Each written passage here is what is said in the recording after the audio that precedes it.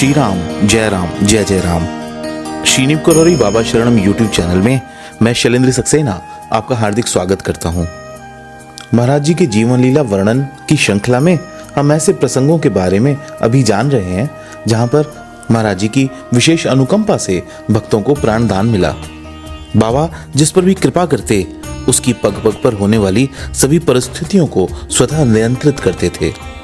सुर नर मुनि प्रसन्नता ऊपर ऐसी स्थिति का निर्माण कर देना उनकी कृपा की विशेषता है। किसी के जीवन में आने वाली समस्त परिस्थितियों के चिंताजनक अस्तित्व को मिटा देना क्या मानवीय कार्य हो सकता है? यह महाराज जी की अभेदपूर्ण अहेतुकी एवं अयाचित कृपा का स्वरूप है। ऐसी कृपा क्षण मात्र के दर्शन से सर्वत्र सभी लोगों को प्राप्त होती रही। वे असंख्य उपकार लोगों पर नित्य किया करते थे। वे कृपा की मूर्ति थे। इस संबंध में आइए एक और प्रसंग का अवलोकन करें कि किस प्रकार अप्रत्यक्ष रूप से आपने श्री केहर सिंह जी आईएएस की पत्नी के मृत शरीर में प्राणों का संचार किया। सन 1968 में सिंह साहब की पत्नी को दस्तों की शिकायत हुई। उसने धीरे धीरे संग्रहणी का रूप ले लिया। इस रोग के कई महीनों के भुगतान से आपका शरीर केवल अस्थियों का ढांचा रह गया। आपका वजन एक बच्चे के वजन के बराबर हो चला। जो इलाज चल रहा था उससे कुछ लाभ न देखकर घर वालों की राय से सिंह साहब ने इलाज बदल दिया। अब डॉक्टर एसी दास का इलाज आरंभ हुआ। वे एंटीबायोटिक औषधियों से स्थिति को कुछ नियंत्रण में ला सके और आपको कुछ हल्का शक्तिवर्धक तरल भोजन भी दिया जाने लगा। एक दिन सवेरे 10:30 बजे जब आपको पलंग में बिठाकर भोजन कराया जा रहा था, एकाएक आपके होंठ और हाथ कांपने लगे। भोजन की प्लेट आपके हाथ से गिर गई और आप स्वयं लुढ़क कर बिस्तर में ही गिर गईं। देखते देखते उनकी आंखें पथरा गईं और उनके मुंह में एक चम्मच दवा भी न जा सकी। सारा परिवार शोकमग्न हो गया और आगे क्या करना है कोई सोच भी नहीं सका। इधर जब आपका जीवन समाप्त हो रहा था, सामने खिड़की के पास रखी हुई महाराज जी की फोटो 4 फीट की ऊंचाई से जैसे किसी आंधी के झोंके से हो जमीन पर धड़ाम से गिर पड़ी, जबकि बाहर हवा चल ही नहीं रही थी। उसका इस प्रकार गिरना पत्नी की मृत्यु का द्योतक था। सिंह साहब ने समझा कि फोटो का शीशा चूर चूर हो गया होगा, पर उसमें दरार तक नहीं आई थी। लगभग 40 मिनट तक घर में शोक छाया रहा। एकाएक मृत शरीर ने आंखें खोल दी और आपकी पत्नी चकित दृष्टि से इधर उधर देखकर ऐ बोल उठी। उस समय महाराज कैंची आश्रम में वन विभाग के director general Shri RC Soni की पत्नी से वार्ता कर रहे थे। वे एकाएक बोल उठे, केहर सिंह की घरवाली मर गई। वह हमारा भक्त है, हम उसे मरने नहीं देंगे। श्रीमती सोनी इन विरोधी बातों से मर गई और मरने नहीं देंगे कोई आशय नहीं निकाल सकी। वह यह सोच नहीं पाई कि बाबा में लाश को जिला देने की शक्ति भी है। इसी दिन कैंची में रहते हुए भी बाबा शाम के 4:30 बजे लखनऊ में सिंह साहब को दर्शन देने की इच्छा से श्री संतोष कुमार चौधरी आईएएस के घर प्रकट हो गए। उन्होंने सिंह साहब को वहां टेलीफोन द्वारा बुलवाया। बाबा वहां केवल आधा घंटा हंसते मुस्कुराते बातें करते रहे। उन्होंने आपसे आपकी पत्नी के बारे में कुछ भी नहीं पूछा और आपने भी इस विषय में कोई बात नहीं चलाई। डॉक्टर दास ने जब आकर फिर आपकी पत्नी को देखा तो वे चकित रह गए। सिंह साहब जब उन्हें धन्यवाद देने लगे तो वे बोले, मैंने आपकी पत्नी के लिए कुछ किया ही नहीं, धन्यवाद किस बात का।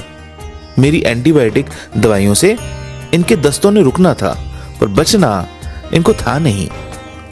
मृत्यु इनकी स्वाभाविक थी। यह जो कुछ हुआ इसे मैं भगवत कृपा ही कह सकता हूं। आप भगवान को ही धन्यवाद करें। इसके बाद उनके स्वास्थ्य में सुधार बड़ी तेजी से आया और वे थोड़े ही दिनों में एक स्वस्थ युवती की भांति दिखाई देने लगी। इस घटना के बाद वे 6.5 वर्ष तक जीवित रहीं। सन 1982 में एक दिन कैंची आश्रम में बाबा की चर्चाएं चल रही थीं।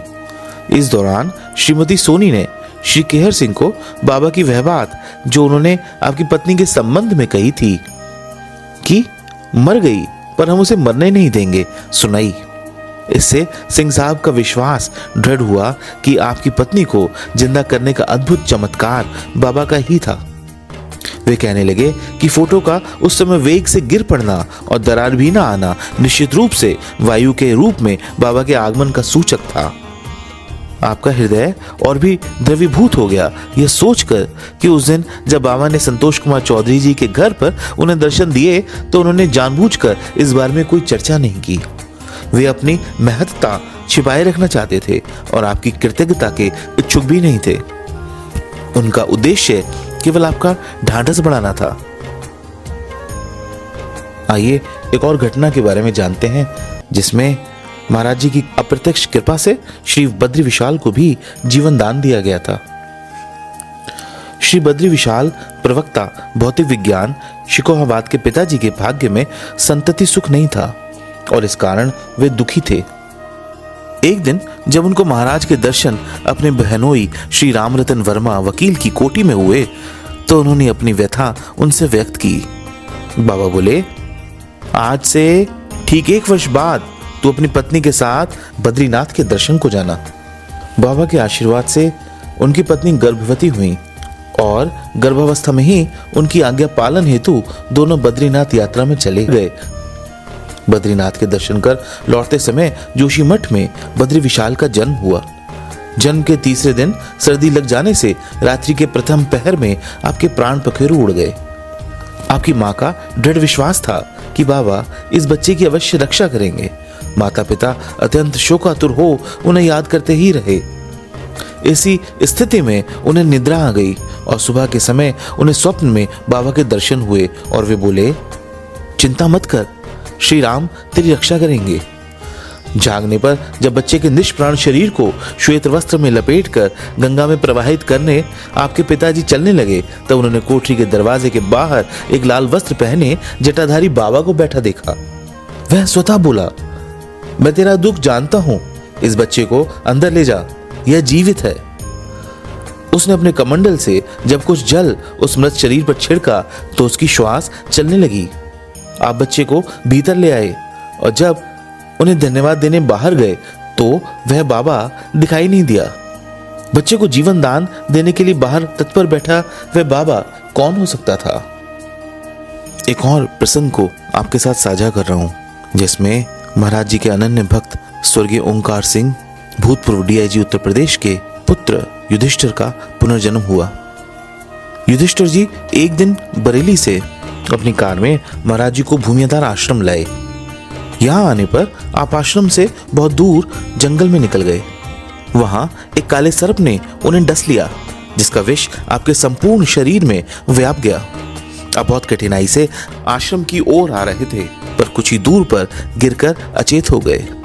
उनका शरीर काला पड़ गया था और जब लोगों की दृष्टि उन पर पड़ी तब उनके प्राण पखेरु उड़ चुके थे।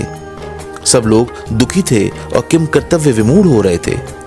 इतने में बाबा मां स्वयं आ गए। उन्होंने अपना कंबल उतारकर युधिष्ठिर जी के ऊपर डाल दिया और कुछ समय बाद उन्हें हाथ पकड़कर खड़ा कर दिया। वे झूम रहे थे। बाबा ने उन्हें डांटते हुए कार चलाने को कहा और स्वयं उनकी बगल में जा बैठे। बाबा बराबर आपको डांटते रहे और गाड़ी अधिकाधिक तेज रफ्तार में चलवाते रहे। बाबा आपको 60 किलोमीटर दूर रानीखेत ले गए और वहां उन्होंने आपको खाना खिलाया। इसके बाद वापसी में भूमियाधार तक उनसे गाड़ी चलवाई। इतनी दूर पर्वतीय भाग में गाड़ी ले जाने और लाने से आप पूर्ण रूप से चैतन्य हो गए। इस प्रकार प्रत्यक्ष कृपा कर बाबा ने अपने भक्त के पुत्र को नया जीवन दान दिया। इस घटना के बाद कुछ दिनों तक महाराज किसी से नहीं मिले। उनके शिष्य ब्रह्मचारी बाबा ने बताया कि वे आश्रम के एक अकेले कमरे में पड़े रहते थे और उनके सारे शरीर का रंग इन दिनों काला हो गया था। आपका यह अनुमान था कि बाबा ने सर्प का विष अपने ऊपर लेकर झेल लिया। मुझे यकीन है कि महाराज जी द्वारा उनके भक्तों को प्राणदान दिए जाने की इन कथाओं को आपने पसंद किया होगा। कृपया इस वीडियो को लाइक करें और शेयर करें ताकि यह और गुरु प्रेमी भक्तों तक पहुंच सके। इसी तरह के महाराज जी की जीवन लीला पर आधारित और वीडियोस को पाने के लिए कृपया हमारे चैनल श्री नीव कुरौरी बाबा शरणम को अवश्य सब्सक्राइब करें। इसी प्रार्थना और विश्वास के साथ कि पूज्य महाराज जी अपने सभी भक्तों और उनके भक्त परिवारों पर सदैव अपनी कृपा बरसाते रहें। मैं शैलेंद्र सक्सेना आपसे विदा लेता हूँ, जल्दी ही एक और प्रसंग आपके साथ साझा करने के लिए। जय महाराज जी।